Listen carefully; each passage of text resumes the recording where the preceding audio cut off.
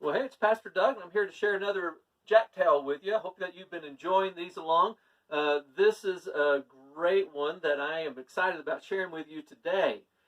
This is about the king's daughters. Now, you'd heard about the king that lived in that area, the great big old house that he had, and all of the men that he had around there, and his daughters. And when I say daughters, you've heard about one, but he had three daughters. And they were the most beautiful girls that you can imagine.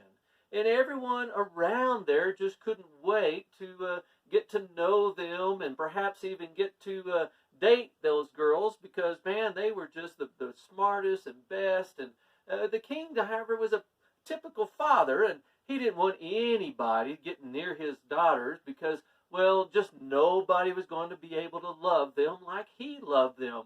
And he loved them. In fact, on one time when he was on one of his journeys, he bought each of his daughters the most beautiful dress. It was the most gorgeous one, each one styled just for them and their personalities and their colors, and they were amazing gowns. And he got back and he had this big old dinner, and he had his girls come out, and he presented each of the dresses to them, and then they went up off in their rooms and they dressed and they came back, and he was just booming with pride and the beauty of his daughters, and he said, well, I just want you to know how much I love you. And I know it sounds a little bit vain, but I'd like for you to tell me how much you love me. Well, that was really not a big deal. The oldest daughter, she thought about it for a second. She said, well, Dad, I love you. I love you like bees love flowers. Yeah. Old King thought about that and said, I understand. A bee's always going out to those flowers and collecting that pollen, couldn't make the honey without it, and it needs it to sustain its whole life, and I can understand that you love me that much. Well, the next girl, she wasn't going to be outdone, and so when it was her turn, she says, oh, Daddy, I love you like fish love water. Her daddy started thinking about that. It's like, oh, you must love me an awful lot. Why, those fish can't live without water. They can't do anything without water. It creates their whole world. And oh, I'm just so glad to hear that you love me like that. And the last little girl, she really didn't want to be outdone. And she thought long and hard about what she was going to say. And she said, oh, Daddy, I love you like salt loves meat. And the king just was puzzled by that. Well, salt loves meat? Well, I don't understand that. Does that mean you don't love me? And as he thought about that, I gave you that great dress. And the kings, like kings sometimes are, he got all furious and his anger got all welled up. And he got so mad that he went over there and says, well, you're just not even good enough for this dress. And so he took it away from her, and he says, I didn't want to see you in my house anymore right now. And he just made her get out of the house, and he was furious about her, and he was ranting and raving and carrying on, and that poor little girl was crushed. Why, she didn't know what to do. There she was walking out of the king's house, had to get outside of the king's protective gates, and she was out there in those wild woods where there were witches and giants and all kinds of things could happen to her. But for her good luck, she just happened along a little old boy named Jack. Jack seen her sitting there, crying like she was, and he just came up to her and he said, oh, what's going on? And she told him, and he couldn't believe his good luck. She was the most beautiful thing he'd ever seen in his whole life, and he felt so sorry for her for the way that she was just misunderstood by her dad, and he didn't understand the love that she had for him, and he didn't know what to do. And so he goes, you just come on home with me, and my mama will take care of it. And so she followed him on home. She didn't have nowhere else to go. And so when they got there, oh, his mama heard the tale, and she just couldn't believe it. She says, that king sometimes got a temper on him, and he can do things that he's going to regret later, and I think this is one of them. And in fact, I think there's a good way for us to teach him a lesson. Well, everybody wanted to know about that. He says, I just happen to know that the king is going to be having another big feast pretty soon. Because he has kind of put out word that he wants the best cooks around. And while I kind of have a little bit of a reputation, but I've never gone down to the king's house because, well, I just don't think whether they're highborn or lowborn that good cooking ought to be for just about everybody. So I've never done something like that, but I think I'm going to do it this time. And that's they had this whole plan, and so they took the king's daughter and they had her just live with them for a while, and it was going to be weeks away before this great big old party the king was going to do, and in that time the king kind of got worried about that girl. He started saying that, gosh, I was just too angry, I was too upset, I shouldn't have thrown her out of the house, and now I don't know where she's at. And she had everybody looking everywhere for her. They was going out to the witch's house. They was going up to where the nest of giants were. They was going down in the creeks and the hollows, and nobody could find her nowhere. And Jack and Will and Tom and his mom were staying mum. And that little girl wasn't about to say anything either. Well, his mama went down to the king and just told him, says, King, I hear you're going to be having this feast, and I just want to put my name forward to let you know that I'd be willing to cook it. Because she got down there and she had made him one of the finest dishes he'd ever tasted, because kings like to taste things before they're going to have a whole party. And he tasted it, and it was savory good. Why, his mouth just nearly watered, and he just said, oh, this is so good. I've never tasted anything like this in my whole life. And oh, if you came and you cooked this, why, everybody around will love it. And he just started thinking about how great of a party that was going to be.